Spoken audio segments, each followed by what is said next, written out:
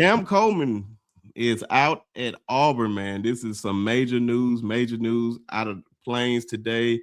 Cam Coleman will enter the transfer portal and is currently the number one player in the portal right now. I don't expect nobody to be higher than him in the portal, but man, this is some major news coming out of the Plains. Jonathan, what's your thoughts on this, man? Not surprising, to be completely honest with you.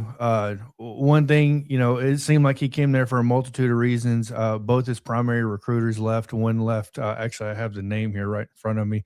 Marcus Davis ended up at Florida, so that's somebody to pay attention to when his transfer portal number comes around. And Derek Nix, obviously, landing at Alabama, is going to be another interesting name. But him leaving Auburn is not a complete surprise. My biggest thing from this is you better start paying attention to Deuce Knight, what he's going to be doing after this Cam Coleman announcement, right? Malcolm Simmons shouting out Roll Tide on IG Live yesterday. It seems like there's a lot of momentum going towards Alabama when it comes to Coleman. But, man, you're talking about possibly not just a game-changing, but a season-changing receiver going to another team is the possibility depending on where he lands. I mean, and, of course, we all can probably agree on one thing. Somebody's going to have to pay out a lot of money to get this dude wherever he's going, right? So don't be deceived by the 1,200 yards and all that. I think 7 receptions or 12 receptions, whatever that is. You know what I mean? He's been dealing with, in my opinion, a terrible Auburn offense for the past 2 years. Peyton Thorne being your quarterback, Jackson Arnold being your quarterback, Ashton Daniels being your quarterback, right? So for what he's done and what he's dealt with, good on him. 2 years of eligibility left, and I think the possibilities are super high for Cam Coleman. Wherever he lands, by the way, it's going to be definitely season-changing for a lot of teams that can land this kid. Coach Al, man, you seen this news earlier, man, and you just see how everybody in the Plains going crazy that he's leaving. Now he can't play all of a sudden. You know how those narratives go. But I can promise you every SEC team that has a chance is happy right now. But what's your thoughts on it? Well, I'm going to go straight to the football piece. Does he fit Alabama? Talent notwithstanding, a lot of times guys just don't fit. Now, there's another piece I would say this too, that he doesn't drop the football. Okay. So with a guy like that, that's as dynamic as a playmaker, we could see a team like Alabama production go up if we don't have the drops. So you factor in a guy like, okay, can he produce in the system? Two, the other piece is what we do know is that Bama has a very complicated offensive system. We know that, right? Can he assimilate? Can he pick it up and then be productive? That kind of thing. We know the talent's there, but we also know that football is still up here at a high level. So he's going to land somewhere with a proven quarterback. That's his handlers should be talking to him because one, it's all about production. He could be a one and done kind of guy. If he goes somewhere to have a great season, an outstanding season, he's out.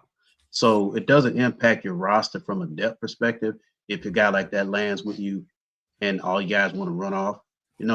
You come in, you get everybody in the room, say, hey, this is how he's going to fit. He's probably going to be a one and done guy. So you still have a plan here, those kind of things. And this is how we're going to utilize you. Okay. So next year will be year 3 of the DeBoer system. Everybody that's in the building right now is going to have another year in the system under their belt. We can see that advancement already this year. So next year should be, I think, fire for us. But as it relates to Cam Coleman, one last thing I'll say, I'll kick it over to Coach. We had one scholarship receiver position slot open going into this class left. So the kid that was pre-committed to Mexican State, he was the guy everybody that was kind of speculating that he would land at Bama in the spring signing period. Now this throws a whole nother, monkey wrench with Simmons and Coleman out there that, okay, that guy right there at Michigan, the Michigan State commit doesn't even come close. He's one of these cats. So how do they fit? So I'll be interested to see how he plays out. This whole thing plays out. Alabama, figures in. Yeah, man. With you saying fit, that's always the most important thing because that's how you get the most out of all those players. And Coach Shawn, man, how you feel about this news, man, and everything that can possibly go down with this kid. I mean, Coach Al hit the nail on the head. I feel the exact same way. I mean, think about it. You got C.D. Morgan already practicing. Ryan is still there. Meadows is still there. Lattier is just a young kid. Him and Meadows, both young kids. Don't forget Bach. Still there. Get Bach. I mean, I did a video on Cam a few months ago after the Alabama and Auburn game, a few weeks ago, I guess it'd be. And the Auburn fans was really saying some unbelievable things about that kid. And I knew the end was probably over. Some of the stuff they were saying, man, I hadn't seen since the young man who was at Auburn played linebacker for us. Rupert. Not Rupert. The pass rusher, Rashad. Rashad Evans. Yeah. I hadn't seen them act like that, man, since that. You know, they was really going on this kid and giving him so much flack. And I thought it was the most ridiculous thing that I have ever seen. Because if we being honest, and you know, I don't like beating up kids, man, but quite frankly, for the last couple of years, Auburn's quarterback situation has sucked. Ain't no way around it. For a kid like Cam Coleman to even come to your school, you should have been excited, ecstatic, because it was like what Coach Al said. The man came on the sheer strength of and stepping out on faith, as we call it, that you was gonna have a QB because you didn't have one. Love Auburn. They got a great, as far as a football school, they got a great program up there, man. They fans pack the state. They fans come no matter where they lose. I know we can't stand them within the due bounds of the Iron Bowl, but Auburn is a very college friendly city, if you know what I mean. So for that kid to come to Auburn, it says a lot about him. It says a lot about how he's not afraid to go into a situation that might not look the brightest for him. We all talked about this behind the scenes, man, and a lot of us, you know, sort of seen this coming. Brinsky, a lot of these cats seen this coming. If I'm an Auburn fan, you can't be mad at that man. You have that man stayed there 2 years. Cam Coleman's the top receiver in the country, bro. Right? He don't drop balls. He run great routes. He understands attacking the DB in the second stage of the route, not just running the first part of the route real hard and run the second part lazy like other receivers do. You know what I'm saying? This kid understands. He's a good kid. He's great. At the end of the day, for that kid to stay at Auburn, a place that has fuddy-duddy quarterbacks for 2 years in a row, and that's no disrespect. It's just the straight up truth. A top kid would have been out of there. So for this kid to stay and try to weather the storm and then to go in on him like that because he dropped a pass, bro, a fumble a ball or whatever you want to call it. I saw this on all over the wall. I seen this all over the wall, bro. So, you know, we blessed at Alabama to have some great receivers right now. I would love to add him to the fold if he fit, right? As an Alabama fan, don't get too comfortable because a lot of our kids just hadn't been public yet because we still playing. Mm-hmm. The moment we lose a game, or if we lose a game, you believe me, you'll be saying the same thing from Alabama at some positions. So him, Malcolm, you know, any team that gets these kids will be better automatically, right? But I do believe you don't leave Auburn to go somewhere with a stacked receiver room. I think he goes somewhere with a proven quarterback and to be the number one receiver as soon as he step on the campus. Yeah, man, because he is that guy, man, especially what you said about the quarterback play at that school, man. All they had to do was just have a decent quarterback. They could have been possibly a playoff team because they had a top-tier defense. Like you said, man, he doesn't drop balls at all. And just to see the fans turn on him just off a fumble in the Iron Bowl, I'm like, man, this has been pretty much your best player on the team for the last 2 years, even when he came in as a freshman. And you treat him like that, man, I think that was probably the nail in the coffin for him, especially when he gave his all, never complained about getting the ball. He should complain, I was about to say, because he was out there in a legendary recruiting class with Jeremiah Smith, him and Ryan Williams. And I know he sees all the especially when you see Ryan and Jeremiah on college football 26, they getting all the love. But I'm like, man, I'm that guy too. Yeah. I need to show why I'm that guy. And he's not. I feel like Auburn was studying his growth in a lot of ways, man. And it was a smart move on his part just to get up out of there because, man, that money is cool, but you want that long-term money. And that's not going to help at Auburn, and I just don't see it there. So, man, you brothers have any final thoughts on this? Are we listing a possible destination? Possible. Anything that you believe. So I'll go first, and I just want to get you guys' take and you guys' possible destinations, if you have any. I'm going to give an honorable mention. I'm going to give a top 3. Honorable mention to me goes to Alabama. I don't think Alabama lands, personally. And for a multitude of reasons, but Coach Shawn, I think, nailed it on the head. I'm going with Texas 1, Arch Manning. He's solidified he's going to be there next year. Look, we already know what Steve Sarkisian and that crew can do, right, at the end of the day. I think number 2, I think one that nobody's really paying attention to, but they've done a great job at NIL, and they're doing a great job bringing in players and paying them and keeping them there and paying them, Ohio State. Yeah. So I think if you're overlooking that, it's a possible mistake, considering the fact that you pair up him on one side with Jeremiah Smith. Good luck. Unfair. And number 3, I'm going to go with the team that he was committed to initially for 5 months before Jimbo Fisher got fired, and then Hugh Freeze got hired to Auburn, talking about Texas A&M, with Marcel Reed once again coming back. And they're going to have a lot of experience, too, on the line and everything else coming back. So, yeah. For me, to piggyback off of John, everything John said, but look for somewhere where that has, kind of like what Coach Al just said, look for somewhere that has a proven quarterback.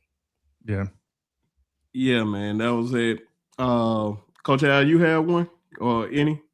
Yeah, Texas Tech. They're paying a lot. That's all I'm saying. You know, now let's go to the other extreme. He's an Alabama guy in terms of state. Yeah. You know, so I think he wants to stay in the SEC. I would say that. Yeah. So I don't think you count Georgia out. I don't think you count LSU out because they got a $50 million plus on top of what they had. And but I don't. It's something about LSU. That whole vibe with that program, you got to be an LSU kind of guy. He doesn't strike me as being an LSU kind of guy. It's that culture kind of thing by you. Okay. So yeah, I coming to Bama. I think if he does look at Bama, it'll be because of his relationship with Ryan Williams. What 100%. Ryan can do to say, man, this is how you would fit. You need to be here with me. I care about winning. If you sell him like that, and Cam buys that, Bama got money. Bama got enough to pay him. And Nick's is a recruiter too. I think he has some involvement with his recruitment too. So you know, there's something about these in-state guys. I think he's an in-state guy that maybe still matters to him in some context. But you know, we all know money can sway people's opinions. Yeah, and Coach, I want to add on to that. Derek Nix was mentioned more than Marcus Davis and Hugh Freeze when he was being recruited to Auburn. Keep that in mind. Derek Nix and him don't just have some off-on relationship because of recruiting. These guys are close from that aspect, and Cam Coleman's mentioned that multiple times before he even got to Auburn. So I think that's definitely something to pay attention to. Don't forget about Malcolm Simmons, okay? Oh, yeah, absolutely. I was just going to say, don't forget Barry about Thomas. Yeah. Come on, Al. Don't forget about either one of those guys. Facts, and don't look now, but Coach DeBoer has been at Alabama now for 2 full years. We all know our offense is up and downs, but make no mistake about it, you're gonna catch a lot of balls when you come here. And I really think starting next year, you'll really get to see Coach DeBoer's offense in full flight because you'll see more of his players, his quarterback, the running backs he recruited. You know, I really think you'll really see the silver lining in what we've been trying to do for the last 2 years starting next year. So hey, never rule the tide out. Never rule the tide out. Come on home, Cam. Yeah, man. Hell, even with mine, just to close it out, man. I like that Texas one, Coach Al, because I really wasn't thinking about that. Arch has another year under his belt. Like we knew he wasn't going to the NFL after his grandfather said it's no rush to go to the NFL. The guy up there said that. My fault. Yeah. Jonathan. My fault. Jonathan said that. Yeah, man, that was a good one right there, man. Just based on that. And then you got Ryan Wingo. So you had those two guys. Come on, man. That is unfair in his own right. Then Ohio State was a great mention because if you put him in Jeremiah Smith together, man, I'm gonna tell you right now, you might well go ahead and get them another national championship because who's going to stop that? I got a quarterback. yeah, and then you got Julian saying that's just pitch and catch right there. On top of that, you got Chris Henry Jr. coming there, so you got 3 guys that's over 6'4" catching footballs, and then I think LSU plays a big part just because of Lane Kiffin. Yeah, so I'm not throwing that out the way. LSU is going to be in it. Make no mistake about it. If it's about the bag, they're going to be in it. Trust me. I don't think it's just easily just the bag. Of course, the bag gonna be there, but he's definitely gonna have to go somewhere with a quarterback. And I don't think it's a better spot than I think we poise because we got Keelan Russell gonna be there. We're gonna have Ryan, Lottie, him, the running backs back there with EJ and all those guys, man. So it's gonna play a big part. So everybody's gonna play a big part. So I know January 2nd is going to be the Wild Wild West, and we're going to talk about it more. But everybody down below, man, y'all let me know where y'all think where Cam Coleman's going to go. Where's the landing spot? Anybody can guess because we throwing out all these schools, but we don't know for sure yet. But we'll find out on the next one.